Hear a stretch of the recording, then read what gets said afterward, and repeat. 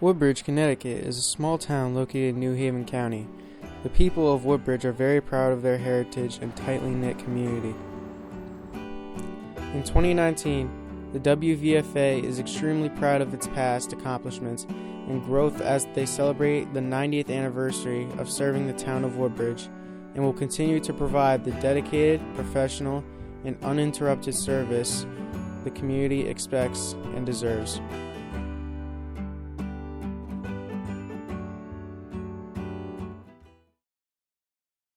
Prior to 1929, the town of Woodbridge had no formal fire service.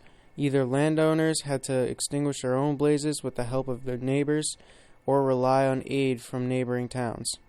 Technology is incredible today compared to when those first 15 men fought fires with buckets.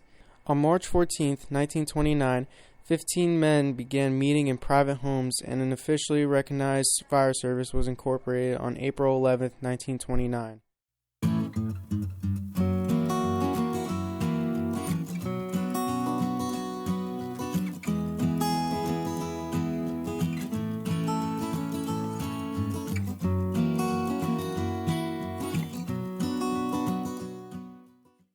Membership included an active member roster, associate members, and for some time, a ladies' auxiliary.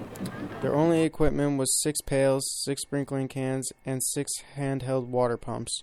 To raise money, the association held dances and outings, and on September 14, 1929, a Fireman's Field Day was held in conjunction with the Grange Fair.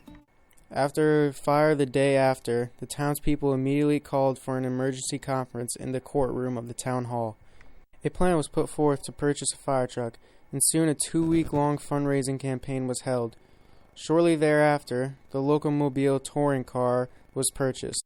The firefighters converted themselves into what they referred to as the squad wagon and equipped it with the necessary yet meager gear of the day, including a 165-gallon booster tank and a 75-gallon per minute pump.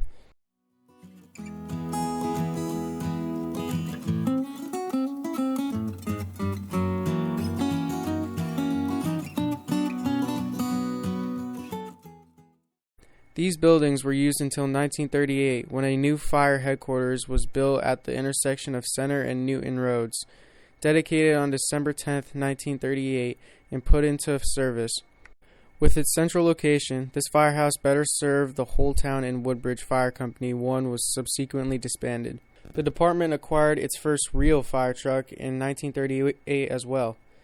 Named Truck Number 1, this 1938 Seagrave was equipped with a 500-gallon per minute pump and state-of-the-art essentials. What we had to do is, with the fire truck, our quick glance is to high pressure, low pressure, or just stand by and wait till you got more help to put it out. We didn't have the sophisticated equipment we had now, nor did we have the trucks. We're fortunate. Back when I joined the department, there wasn't one truck that was automatic transmission. I mean, we had the old engine too. I mean, not only was it like a crazy standard shift, but you had to like double clutch every gear to get it in gear. But now it's so easy to drive the trucks. Yeah.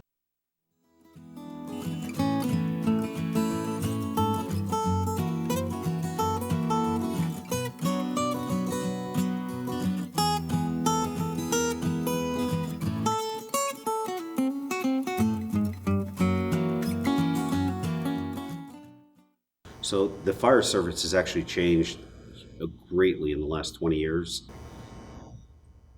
It's just night and day, and just being chief, it's a huge stress component, just because you're responsible for everybody on the fire scene to make sure at the end of the night everybody goes home and keep everybody safe. So it's a lot of pressure, I can tell you that. I could not believe that the first one the second one. 9/11.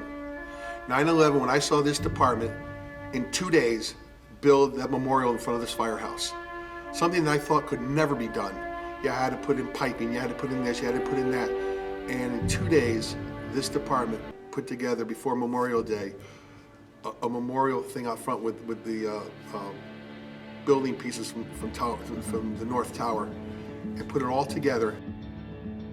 I was so proud of this department. Everybody chipped in. Nobody decided to go home. Everybody was here for 24 hours, and nobody said a word. What you learn is it becomes more of a family, so you want to, and your family is basically a lot, and you wanted to make your firehouse nicer, you wanted to have best of equipment, best of training, and everything else, so that's basically where it comes from. When Superstorm Sandy canceled Halloween trick-or-treating, Woodbridge Fire stepped up to host their first truck-or-treat for the entire Woodbridge community. Today, over 3,000 people attend this annual event, which has significantly grown to include a fireworks show. Each year, Woodbridge firefighters visit needy families at Christmas and deliver gifts with Santa and Mrs. Claus, collect toys for the toy closet at Yale New Haven Children's Hospital, and assist in numerous other town events. In 2016, when a young Woodbridge resident was diagnosed with neuroblastoma at 9 months old, Woodbridge Fire joined forces with the volunteer fire departments in Bethany and Orange to raise awareness about childhood cancers and bring relief to those families. Each department covered an engine in purple and gold with the theme Courage to Chloe, for not only Chloe, but other area children battling this dreaded disease. We'll always be there. No matter what troubles we have with any other departments in this town, what other troubles we have with money or anything like this department will always be there no matter what. There's a lot of relationships. I mean, everybody has a specific relationship to everybody else.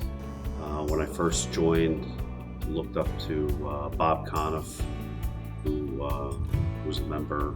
Bob is always rough around the edges, but he always led you in the right direction and treated everybody the same. So he was somebody we always looked up to and continually do.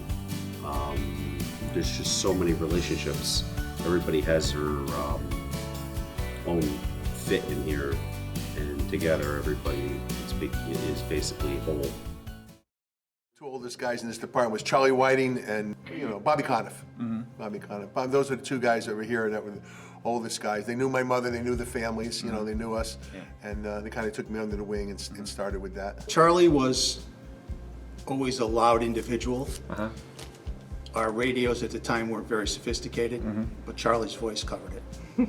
You could hear Charlie at any fire scene, front to back, and he would bark orders like any chief would. They helped me with, when you went down to a truck, they'd open up each side of a truck, they'd open up a compartment, they'd go through the compartment, and they were so funny. The two of them did this almost the same way. Pay attention! That's all I kept hearing was pay attention. And they'd tell you everything in the department, what's in each department, what was in there, what this is this for, what was that for, what was used for. And then at the end of the night, after all that, you'd go upstairs and you'd play cards and stuff. And that was the group. You always wanted to be with those guys. You always looked up to them because they knew the firefighting. I was just a kid. I was affiliated with Bethany Fire Department at the same time. I was a member up there because there's things we can do up there that we couldn't do down here. What kind of things? Play cards. So not firefighting things. No, not fire. No, not fire. No, not fire things. At the carnivals that the firehouses have, especially Woodbridge, I was in charge of the games for the kids. And I had to get the prizes and set up the runs and everything that way.